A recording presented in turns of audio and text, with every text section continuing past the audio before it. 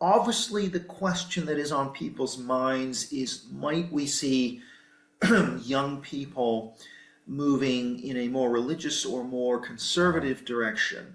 There is some data from other sources that points in that direction.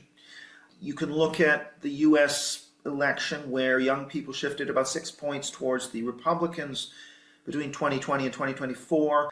There's a survey in Britain showing substantial increase in religiosity amongst young people just in the last year. Now, are these blips? Are they straws in the wind? I don't know.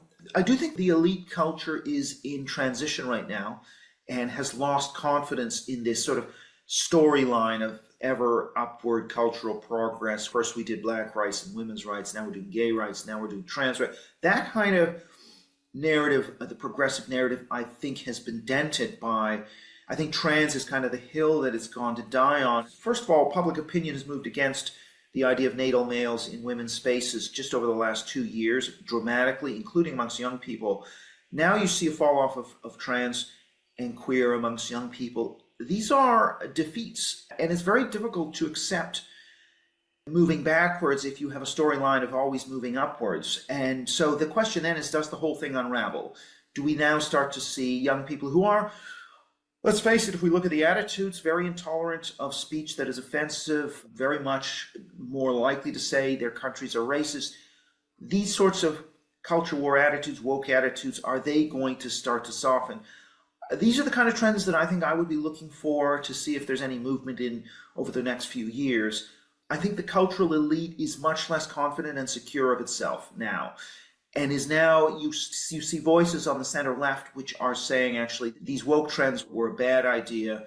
We got to move away from them. They're costing us elections. They don't make any sense. If we look at cities like San Francisco and Seattle and Portland on the West Coast, which were meant to be showcases for the progressive utopia, these are really not places that work very well. And so we have to change course. I think those more intelligent voices, the Noah Smiths, the Ezra Kleins, the Matthew Iglesiases on the left, are trying to drag. So what we see is now a kind of civil war within the left, a much more divided left than was the case in 2016, for example, when Trump first came on the scene. You compare 2016 to Trump's election in 2024, the energy is just not there in the left. So I do think we're in a time of a very interesting transition.